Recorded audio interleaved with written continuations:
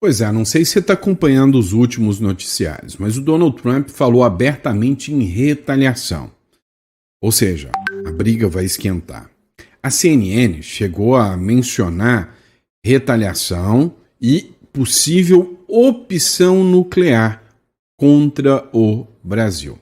Isso acendeu um alerta completo em todo o cenário político brasileiro e até no mercado brasileiro como um todo. Afinal, se o Trump quiser, ele tem força para esmagar o Brasil ou não? Qual a sua opinião? A gente vai falar sobre esse posicionamento da CNN aqui e o que seria essa opção nuclear que o Trump poderia aplicar contra o Brasil. Outro ponto também que a gente vai falar com vocês é sobre a reação do Lula. Parece que o Lula e o pessoal dos BRICS está querendo comprar a briga contra o Donald Trump, mas será que isso vai dar bom? Pois é, tem uma proposta agora sobre a ação do Lula e dos BRICS que está incomodando muito o homem laranja, o Donald Trump. Outro ponto que a gente precisa falar é: será que o sistema abandona as pessoas? Pois é, na hora que o barco afunda, os ratos saem correndo. É simples assim. O esquerdista está sendo abandonado pelo sistema depois que o Donald Trump resolveu tocar o terror. E aí, eu vou trazer uma matéria do Mano aqui para que vocês possam ver, da Jovem Pan, onde fala exatamente isso, aquele amor, somebody love, está acabando. E aí, vocês podem ver um esquerdista caindo a qualquer momento, tá bom? Tudo isso é pauta desse editorial, então vamos lá. Não esquece de se inscrever, curtir aqui o nosso vídeo e compartilha também, tá? Manda esse vídeo para o maior número de pessoas para que eles acompanhem tudo que está rolando na política e geopolítica aqui regional, principalmente que a gente dá maior foco, tá bom? Então, vamos entender tudo isso. Se você não é inscrito, inscreva-se no canal, afinal, você que está nos acompanhando aí, busca, né, informações de qualidade e relevância, inscreva-se no canal, porque aqui você não tem riscos, né, de pegar matérias que não são verificadas, tá bom? Bora para cima? Vamos lá? Então, bora falar de Donald Trump. É o seguinte, pessoal. Vamos lá, pessoal. Eu já falei sobre essa matéria aqui com vocês. O Trump ameaçou retaliação a países que taxarem as Big Techs. Mas não é só taxação. E o Brasil já está com esse discurso aí de taxar, né? O Brasil é o tipo de país que quer taxar até o ar que você respira. Mas é o seguinte, o Donald Trump mandou um recado muito claro. Ele disse o seguinte, como presidente dos Estados Unidos, eu defenderei nosso incrível setor de tecnologia. Então presta atenção nisso, setor de tecnologia. Não está adstrito aqui a Big Techs, contra países que o atacarem. E aí, óbvio que o recado direto foi para o Brasil. Impostos digitais, legislações de serviços digitais e regulações de mercados digitais são todos elaborados para prejudicar ou discriminar a tecnologia americana. Eles também, de forma ultrajante, dão passe livre à maioria das empresas da China. Com essa verdade, coloco todos os países com impostos digitais, legislações, regras ou regulações em aviso. É o que disse o Donald Trump. E em aviso entra aqui a nossa querida e amada República das Bananas. Agora, o porquê que eu digo que a nossa República das Bananas está na mira, está como alvo? Olha essa última publicação aqui do Martin de Luca, que é o advogado do próprio Donald Trump. Ele escreveu o seguinte, né? O Vinícius Carrion, que republicou, advogado da rede social de Trump, o Martin de Luca, né? O raciocínio perverso de Alexandre de Moraes é o seguinte: o jornalista e ativista brasileiro nos Estados Unidos, o Paulo Figueiredo, é intimado por ter publicado um vídeo online. O Rumble é intimado por e-mail. Mas, quando chega a vez de Moraes ser notificado, ele passa 6 meses se esquivando da notificação. E quando o pedido dos Estados Unidos chega ao Brasil, o STJ declara o processo de notificação em segredo de justiça. A AGU intervém para protelar, de repente, o devido processo legal desaparece. Uma regra para o censor, outra regra para o censurado. Só que aqui eu preciso que você entenda esse ponto exato. A regra contra o Rumble. O que é o Rumble, uma das queridas empresas de tecnologia defendidas pelo Donald Trump. Ou seja, as ações do STF colocaram o Brasil como um inimigo das ações de tecnologia do Donald Trump. Outro caso, o Gatry. O que o Gatry é? Nada mais, nada menos do que uma das queridas empresas de tecnologia do Donald Trump, dos Estados Unidos. Gatry já era monitorada pelo TSE desde agosto de 2022. Matéria do Paulo Figueiredo. A Gatry já era monitorada pelo TSE desde agosto de 2022. Instituto Democracia em Cheque, parceiro do TSE, produzia relatórios semanais sobre a rede de Jason Miller. Mensais exclusivas mostram Ayrton Vieira pedindo o bloqueio da plataforma em outubro de 2022. Eduardo Tagliaferro, chefe de combate à desinformação do TSE, afirmou que a Gatry tinha muita gente se escondendo. Auxiliares do Moraes planejavam usar a mesma estratégia aplicada contra a Telegram em março de 2022. O Instituto ironizou Marco Aurélio de Mello e Ives Granda por conhecimento jurídico, entre aspas. Documentos fazem parte da vaza-toga, com revelações sobre a atuação irregular do STF. Ou seja, essa história de ataques a empresas norte-americanas de tecnologia não é de agora. É uma coisa já escancarada e conhecida. Dá uma olhada em outro ponto que a gente não pode simplesmente ignorar. E aqui é que entra o grande ponto. Olha só, o Vinícius Carrion fez essa publicação, né, da CNN, um trecho onde o Lorival Santana diz o seguinte, olha, o Trump está colocando seu discurso a restrição de tecnologia a determinados países, onde o Brasil é alvo. O Lorival Santana resumiu muito bem isso aí. Isso é uma opção nuclear de Trump. E isso realmente muito sério. Ou seja, a opção nuclear do Donald Trump de ser aplicada contra o sistema econômico brasileiro. E até a China tem medo disso. Quem dirá? Nós, o mico que enfrenta o gorila, né? O Trump está colocando no discurso dele é a restrição a países, e o Brasil é alvo, de acesso à tecnologia. Até que ponto? Nossa, isso é a opção nuclear, né? Isso realmente é muito sério. Foi isso que causou uma enorme crise entre Estados Unidos e China, já no governo Joe Biden. O Xi Jinping se queixou diretamente ao Biden na cúpula que eles fizeram na Califórnia disso, porque isso realmente tolhe o desenvolvimento, até de um país como a China, que tem uma imensa capacidade de inovação e de investir em inovação, né?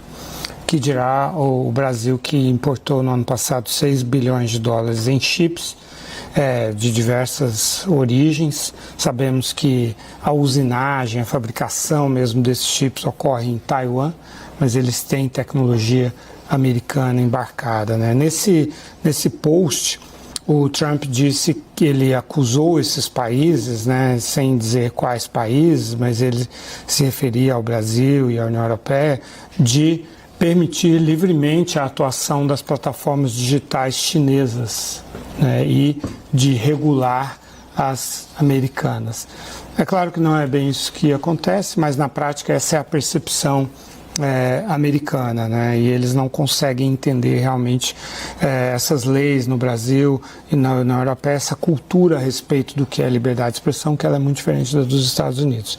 Então, no momento em que o Trump aumentou as restrições ao acesso dos semicondutores mais sofisticados para a China, foi que a China baniu as licenças dos minerais estratégicos para os Estados Unidos. Então, são coisas que estão nesse nível, né, em termos estratégicos, e aí os dois recuaram e abriram mão dessas restrições. Então, esses chips eles têm uso dual, né, tanto civil quanto militar, e eles movem tudo o que se move, né, tudo, a comunicação, a eletrônica, a indústria, os serviços, todo o funcionamento. E os Estados Unidos têm um forte uma forte capacidade de realmente tolher o acesso de qualquer país a essa tecnologia. Ou seja, os Estados Unidos têm esse poder de tolher o acesso. Resumindo, se o Lula continua com essa batalha, nós vamos voltar aos tempos pré-históricos. Dá uma olhada nessa matéria do Tecmundo, pessoal. Últimas notícias. O BRICS prepara lançamento do PIX Global para reduzir a dependência do dólar. Meu amigo.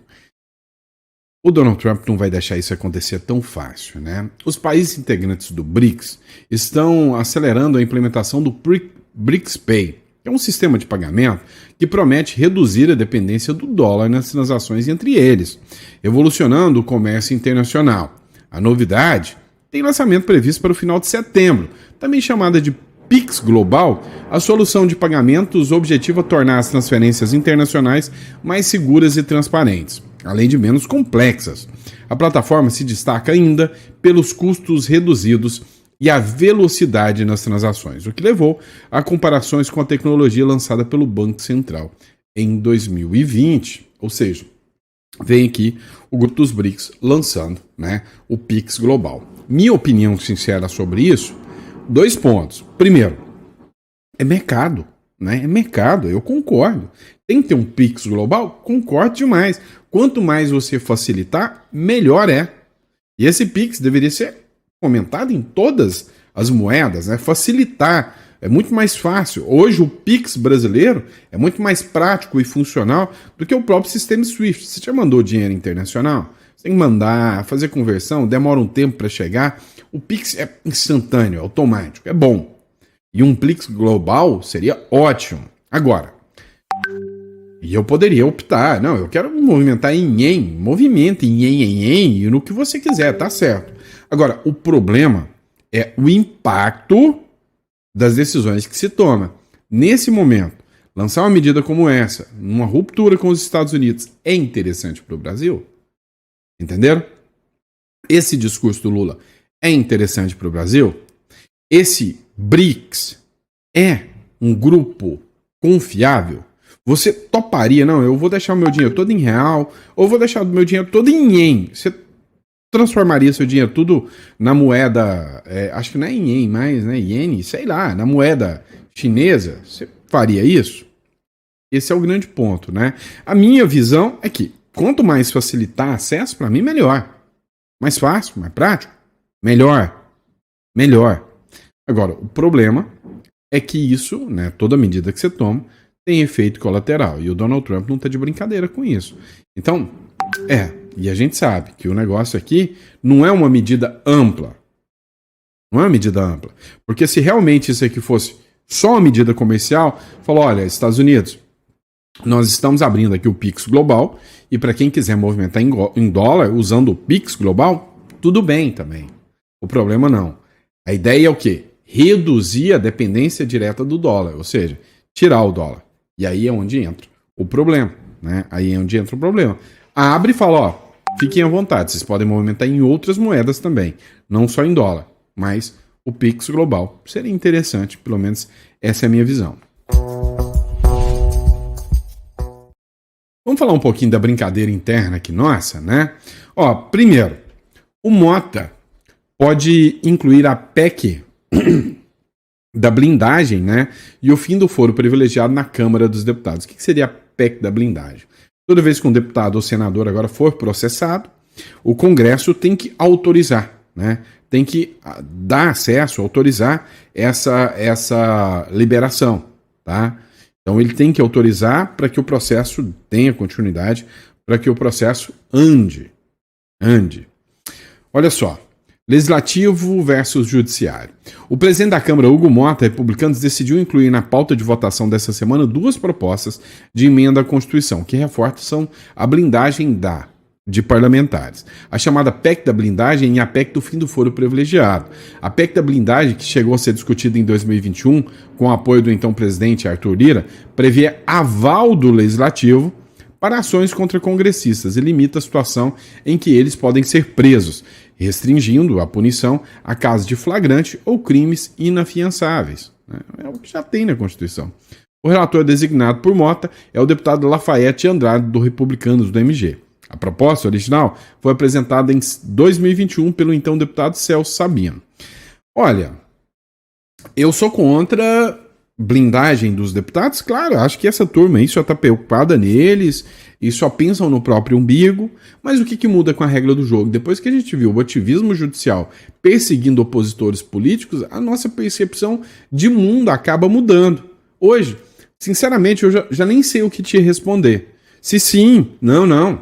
Eu acho que tem que proteger do judiciário mesmo, porque está limitando, não os corruptos, está limitando é quem é conservador, ou seja, há uma perseguição política. Essa é uma opção. Agora a outra. Não, mas por outro lado também, os corruptos vão todos se blindar. O problema não é a forma.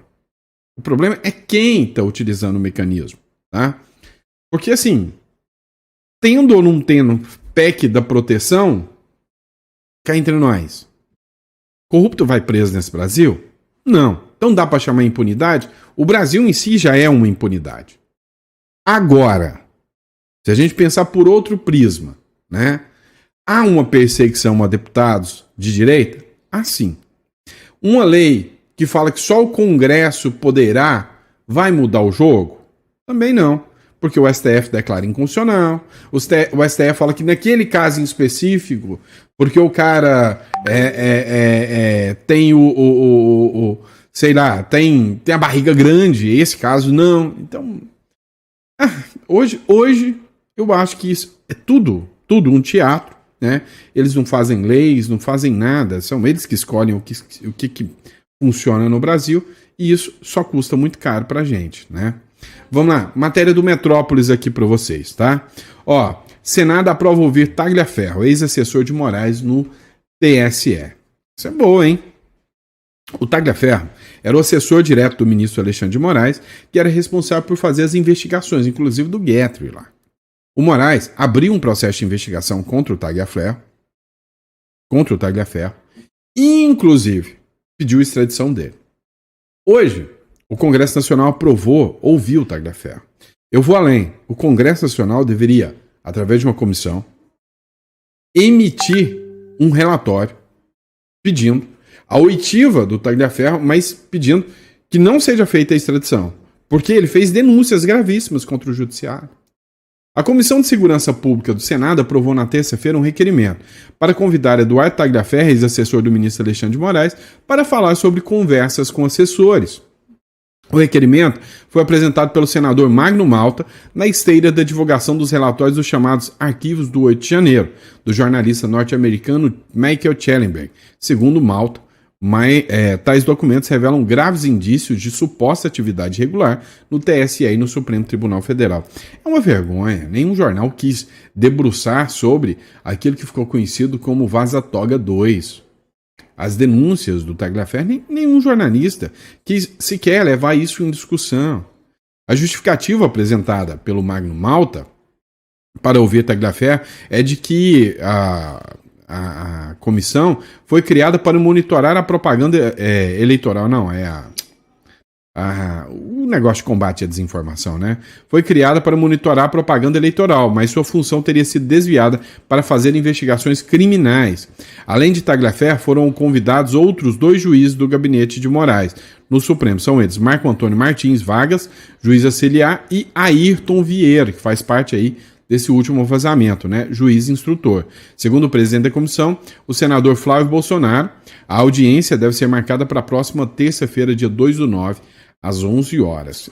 Meu amigo, ouvir isso aí vai ser interessante, né? Para título de conhecimento, tá? O senador Magno Malta afirma que o juiz Marco Antônio Martins Vargas teria dado aparência de legalidade a documentos e ordens supostamente produzidas pelo gabinete de Moraes. O juiz Ayrton Vieira, por sua vez, teria admitido, em mensagens, a prática de medidas arbitrárias, além de ter agido de forma irregular. É audiência de custódia de pessoas presas por participação nos atos de 8 de janeiro, proferidos como comentários jocosos. Então, por que eu disse que isso aqui seria muito bom para a gente? A título de informação, né? A título de conhecimento, para a gente saber como que é o sistema, como que funciona o sistema. Porque na prática, isso aqui não se leva a nada. Não leva a nada. Por que eu te explico que não leva a nada? É simples. Lembra que o Mike Pence foi ouvido também numa comissão? Um ou outro jornal falou ali do Mike Pence, das denúncias dele. Mas aqui no Brasil, vai ter alguma punição? Alguém resolveu investigar? Alguém resolveu levar a sério? Não, o sistema está feliz da forma que está. Então, o Tagliaferro falando vai ser bom para você, brasileiro, não ser enganado, para você formar suas convicções, para você saber como é que funciona a regra do jogo. Ou seja, para a gente estar exposto, né, a carnificina desse sistema sangrento. Mas que vai mudar na oitiva, né? Depois que a Vaza Toga foi liberada, que os escândalos foram liberados e tá tudo bem, ficou por isso mesmo. Agora, se mudar o sistema, sei lá, alguma coisa acontecer, o Homem Laranja dá conta e entra um cara de direita em 2026. Aí vai ser bom. Aí o jogo fica interessante. Vamos lá. É bom demais ver como o sistema promete se defender, ninguém larga a mão de ninguém, mas hora que o trabuco laranja vira pro lado deles, né, eles pulam fora do jogo. Dá uma olhada nessa matéria do Gazeta do Povo. O Petro acusa os Estados Unidos de criarem uma ficção sobre o cartel para derrubar o Maduro. É tudo uma ficção. É uma ficção. O presidente da Colômbia, Gustavo Petro, declarou nesta segunda-feira que o cartel de Los Soles é uma invenção. Não existe cartel de Los Soles. Nossa, que isso? É uma invenção da extrema-direita. Não, ainda vou colocar aqui, ó. Cartel de Los Soles é uma invenção da extrema-direita, liderada pelos Estados Unidos, para justificar ações contra governos latino-americanos que não seguem a linha de Washington. Governos democráticos como o Maduro. Que coisa linda, né? O cartel de Los Soles não existe. Igual o Foro de São Paulo nunca existiu, né? Nunca existiu o Foro de São Paulo.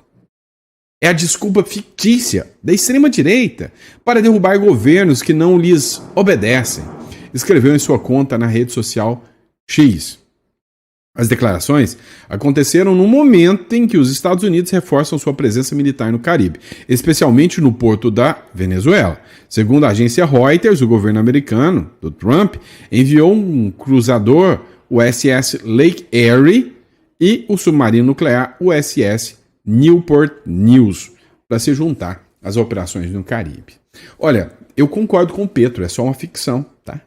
Só uma ficção da qual fez com que os Estados Unidos apreendessem hoje mais de meia tonelada de ficção. Ou seja, 499 milhões de dólares em ficções embaladas em papelotes, com pó branco de ficção lá dentro, tá? De uma ficção branca, que tá lá dentro. É só uma ficção. Aquele pó branco é uma ficção. Então os Estados Unidos tá minando a ficção da esquerda, tá? Porque isso é ficção da extrema-direita, né? Não existe. Então os Estados Unidos hoje apreendeu mais de quase meio bilhão de dólares em ficções de coisas que não existem, tá? E aí, o interessante é que o mundo inteiro não acredita mais nesses caras. E a hora que a pressão começa, até aquele negócio de ninguém solta a mão de ninguém cai por terra. Ó, é interessante aqui, ó. O mano, ele, eu não sei se ele é esquerda, eu acho que ele é meio esquerda, né? Ó, após Nicolás Maduro enviar 15 mil militares para a fronteira com a Colômbia, o presidente, ó, escreveram errado aqui, não é Gabriel não, é Gustavo Petro, tá? O presidente Gustavo Petro negou que ajudará o venezuelano em uma possível retaliação dos Estados Unidos. É o estagiário, tá, gente? Põe a culpa no estagiário, não é Gabriel, é o Gustavo Petro, tá? Petro afirmou que o governo Trump está usando o narcotráfico como pretexto para invadir o país vizinho. É tudo ficção. Mas, na hora H, falou, opa, se vira aí, Maduro. Vale dizer, Marinho, que nesse contexto turbulento, o presidente da Colômbia, Gustavo Petro, já deu declarações de que o governo de Trump estaria usando o narcotráfico como uma desculpa para justificar uma posterior invasão militar sobre a Venezuela. Mas, ao mesmo tempo, o presidente colombiano garante que nenhum soldado colombiano entrará numa aventura como essa, que nenhum cruzaria a fronteira e que o exército colombiano existe exclusivamente para defender o território colombiano, né? Ou seja, deixando claro que, apesar de retoricamente ele fazer uma espécie de linha auxiliar do governo Maduro, na prática ele não irá entrar junto do governo Maduro em caso de qualquer escalada desse conflito, que por enquanto o que nós temos foram essas movimentações de navios americanos, essa movimentação de tropas, mas não há ainda uma que fique atitude claro, concreta de invasão ou ataque americano à Venezuela. Verdade... Vale dizer... Pois é, a verdade é que o cara não vai entrar nessa. E nem o Lula. Ele quer, mas não vai. Como já dizia o poeta, né?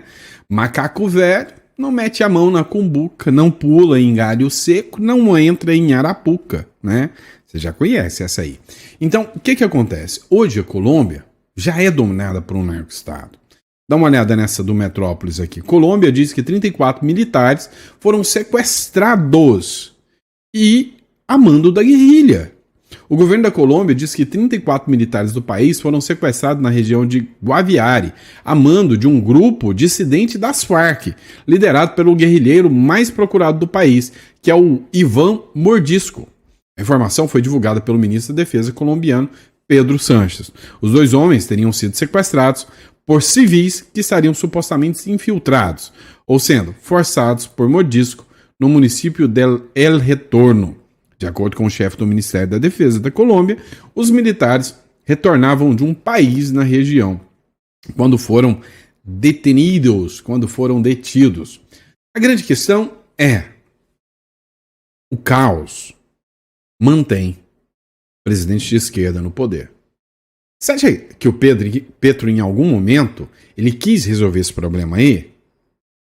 Você acha mesmo? A Venezuela é perigosíssima, menos que o Brasil. O Brasil é um dos mais caóticos aqui de toda a América, talvez do mundo. Mas você acha que eles querem resolver isso? Não. Quando quer, faz. Cara, o Caiado mostrou isso pra gente. Goiás, hoje, sem sombra de dúvidas, é muito seguro para se viver. Quando quer, faz. Mas eles querem? Não.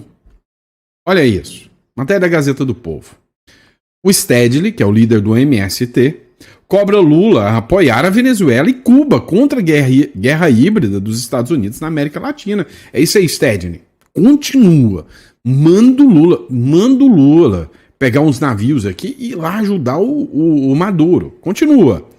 O aliado histórico do presidente Luiz Inácio Lula da Silva, João Pedro Stedley, um dos líderes dos movimentos dos trabalhadores rurais sem terra, cobrou o governo para que apoie as ditaduras da Venezuela e Cuba contra o que chama de uma guerra híbrida dos Estados Unidos na América Latina. A cobrança foi feita nesse final de semana, em meio à movimentação de 3 navios de guerra norte-americanos para a costa venezuelana para reprimir cartéis e o tráfico de drogas no continente.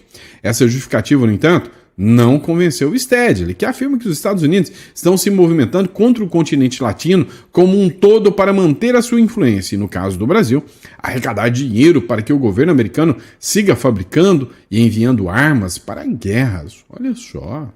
Abre aspas, nesse momento, todas as forças populares da esquerda, da classe trabalhadora, dos camponeses, devemos nos juntar em solidariedade à Venezuela e Cuba. Apoiado! Eu apoio isso.